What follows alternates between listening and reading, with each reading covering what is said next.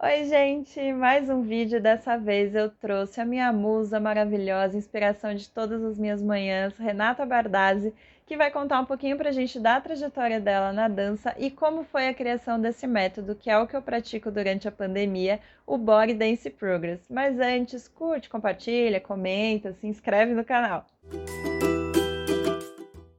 E, gente, eu tive a honra de conseguir trazer essa minha musa aqui para essa entrevista, a Renata Bardazzi.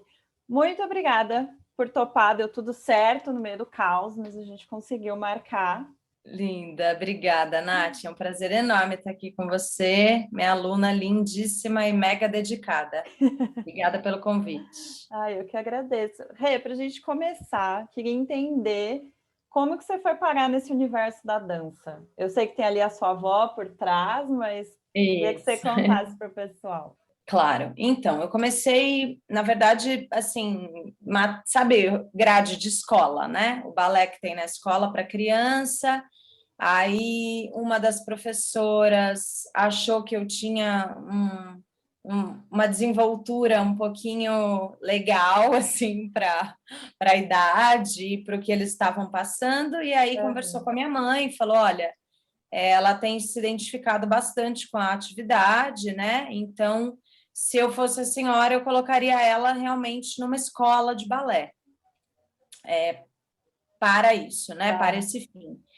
Aí a minha mãe começou a rodar algumas escolas aqui em Mogi, encontrou uma escola que era pertinho já da escola que eu estudava, e aí eu comecei aos 5 anos de idade.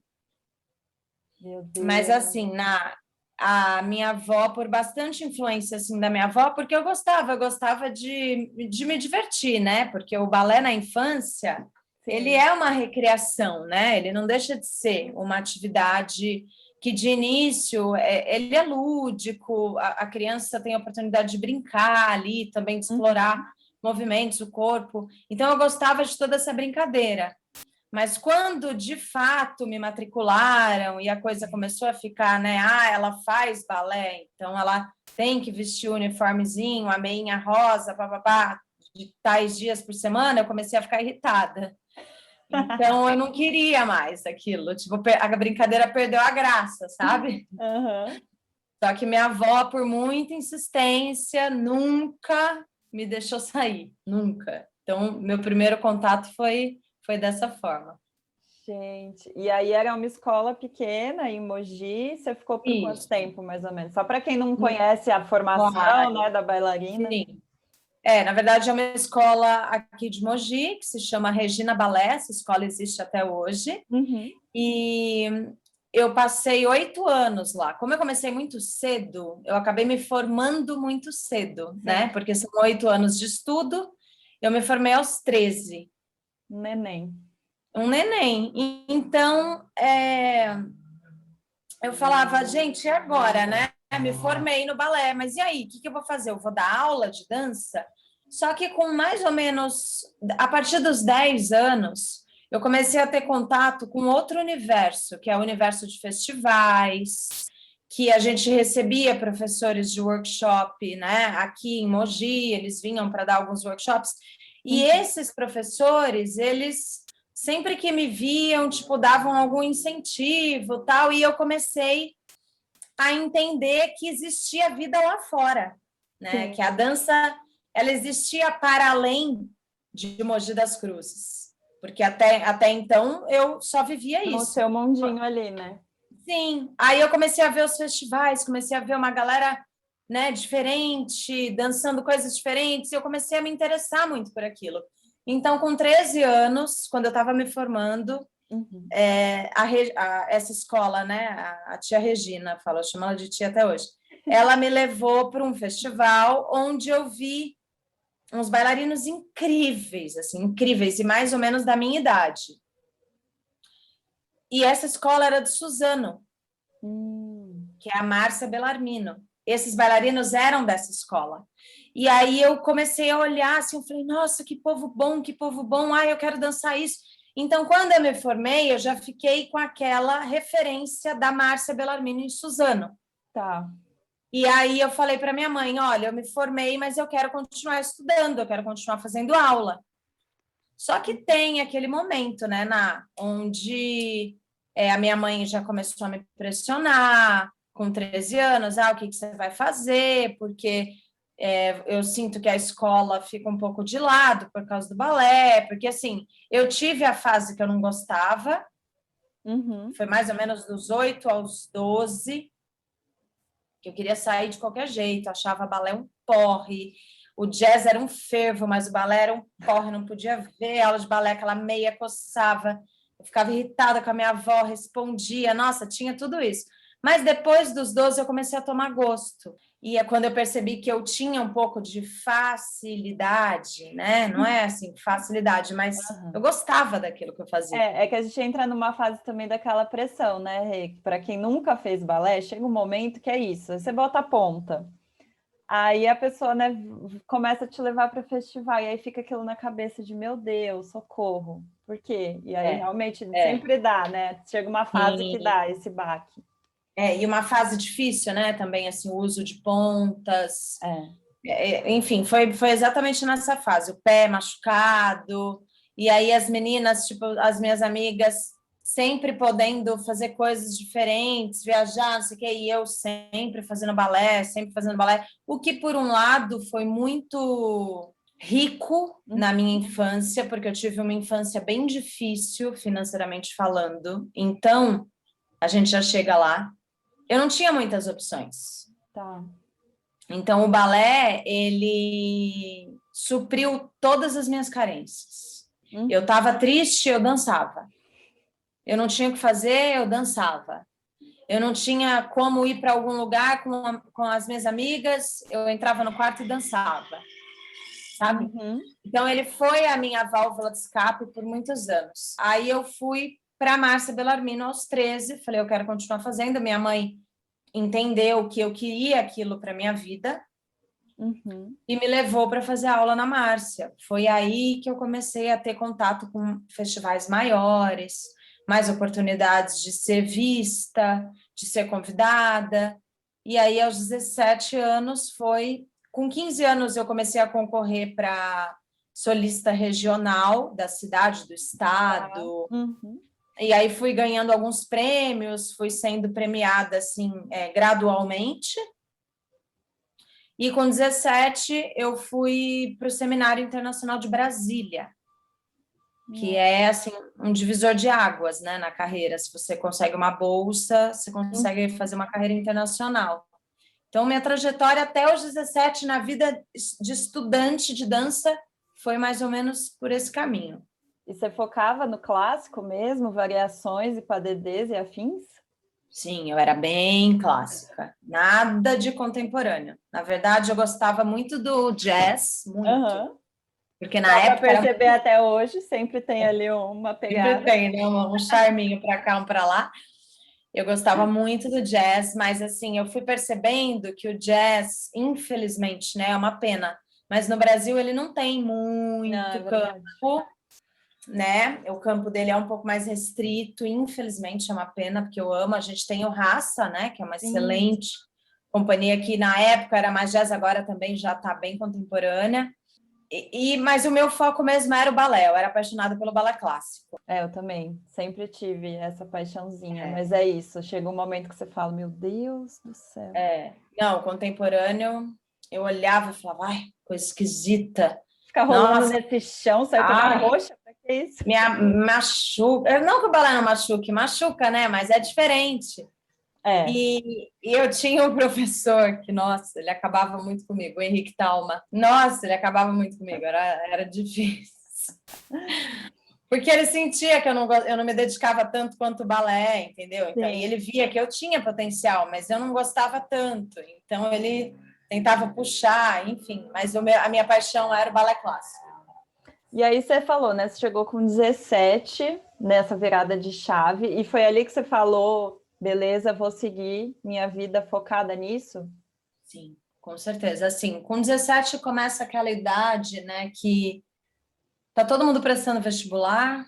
Vira essa pressão, o que você vai fazer pro resto da sua vida, né, querendo ou não? Exato. E eu, assim, minha mãe perguntando que faculdade você vai fazer. Eu falava, não vou fazer. Não me vangloria disso, hein?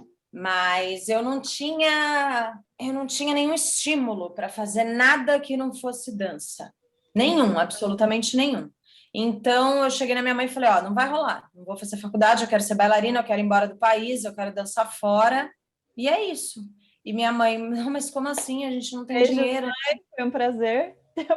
A gente não tem dinheiro, a gente não tem condição, porque foi muito sofrida a minha carreira.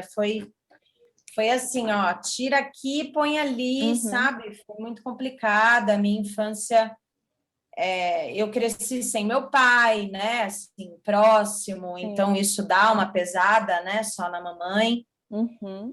E o balé é um negócio caro, né, Rê? Acho que as pessoas não têm dimensão, quem não tá nesse mundo, mas eu lembro que quando eu fazia, o pessoal ficava, nossa, mas você vai para festival, você ganha. Não, gente, a gente ganha a Ah, premiação. A gente paga para estar lá mesmo. Aí é até você. figurino, né? Ainda mais clássico, que os figurinos são mega caros. Sapatilha de Não, ponta, eu nem sei quanto tá não, hoje, mas assim, sempre foi na base é dos muito três caro. dígitos, né? É muito caro, Ná, é muito caro. E eu lembro que assim, minha mãe comprava uma ponta, falava, ó, tem que durar um ano. Não tem como, né? Figurino era tipo um por ano, dividir em 12, meu, nossa, era sofrido. Era sofrido. Aí, com 12 anos, eu comecei a trabalhar para poder pagar o balé, Hum, porque minha mãe falou: não dá, não tenho condição. E aí eu comecei a dar aula, eu dava aula em tudo quanto é escola, para baby class, tudo, porque aí minha mãe começou a perceber, ela falou, ela realmente ama, gosta porque disso. eu não abria mão de jeito nenhum. Foi a fase que eu falei, Uhum. agora eu vou. E era uma coisa tão maluca que eu nunca, estava conversando isso com meu filho outro dia, eu nunca pensei, e se não der? Nunca. Era Legal. uma gana assim do tipo, eu vou, vai dar, eu já consegui, eu tô lá. Que, podia cair um meteoro na minha frente e eu ia falar, dá licença, tem ensaio. Eu era bem focada. Que massa. É, mas é onde te levou até hoje, né? Acho que a dança ela te preenche de várias formas. Por exemplo, a gente está em casa, né, Ná?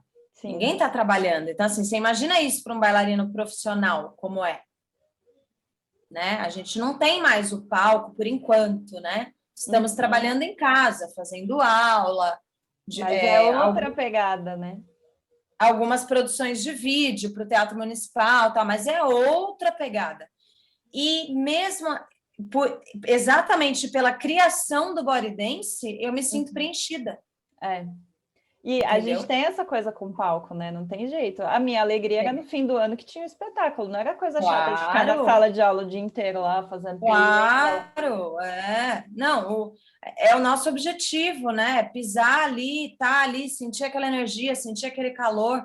Então, assim, é muito broxante mesmo, você É, não ter mais, pelo menos por por enquanto. E a gente enquanto. até voltou agora, né? Mas deu ruim. É. Você falou com 17, né? E você chegou a dançar fora do país ou não? Então, aí com 17 eu ganhei uma bolsa, né? Fui para Dresden, Ah, você chegou aí Alemanha. mesmo. Cheguei aí, fiquei um ano assim, né? Aos trancos e barrancos. Minha mãe, pelo amor de Deus, eu não tenho dinheiro, porque assim, a gente ganha a bolsa, a Uhum. estadia, o estudo, mas você não ganha alimentação, por exemplo. É por conta. E alimentação em euro, né? É um Babado, pouquinho né? Só. puxado, é um pouco puxado. E assim, aí foi complicado por isso, mas minha mãe falou: ó, eu vou aguentar até onde der, entendeu? O que Uhum. não der, eu te aviso. Mas aí chegou lá, eu também comecei a me virar, comecei a dava uma aulinha aqui, uma aulinha ali, fazia evento, vixe, eu Sim. fazia de tudo. E você era Olha, super novinha, né?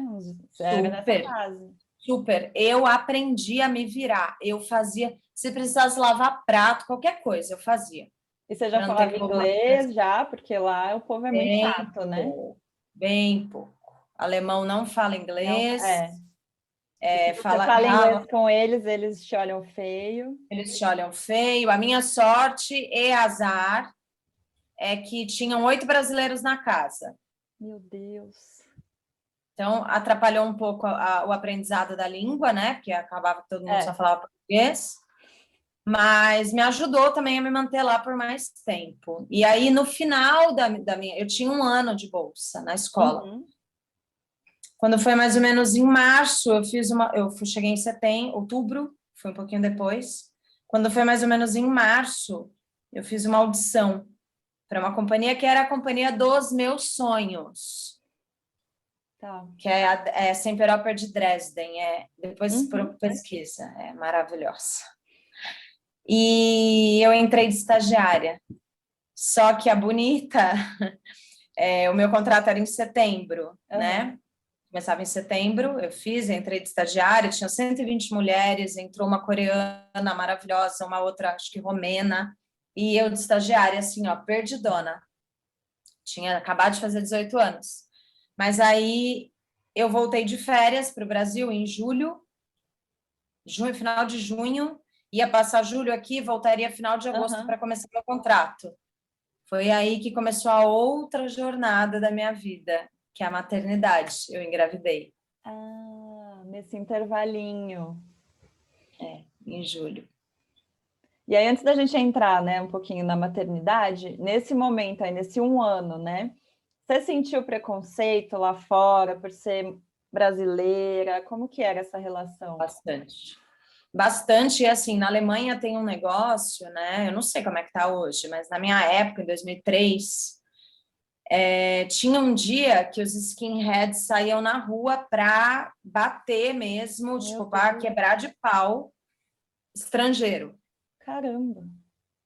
Então a gente tinha um dia marcado, assim, os estrangeiros não podiam sair na rua. Eu lembro exatamente disso. E a gente sofria bastante preconceito, sim, das pessoas olhando feio, principalmente alemão, né? Eles não são muito receptivos com Não, estrangeiro. Não todos, mas a maioria tem um pouco de preconceito, sim. eu Então, imagino. Já ouvi muitas histórias. E é muito doido, né? Porque eu já ouvi muito relato também de brasileiras que foram dançar fora e sofreram tanta pressão ali que voltaram e falaram: ah, gente, desencana, não quero mais isso pra minha vida, não. com certeza. Eu imagino, eu imagino. É que eu voltei e acabei fazendo carreira nacional, né? É. Então, eu não senti tanto. Depois, às vezes que eu pisei na Europa, foi mais para turnê. Hum. Para morar lá, eu não acabei não indo mais. Uma pena, infelizmente. Adoraria. É. É tudo mentira essa coisa de Europa não tem preconceito com idade, tá? Ah, mas aqui também Tem, tem, né? tem. É igual. É igual Depende mesmo. da companhia, né, Ná? Uhum. Depende da companhia. Tem companhia que ok. Mas, por exemplo, as companhias que eu tenho perfil, o pré-requisito, sim, entre contratar uma de 18 e uma de 35, eles contratam a de 18.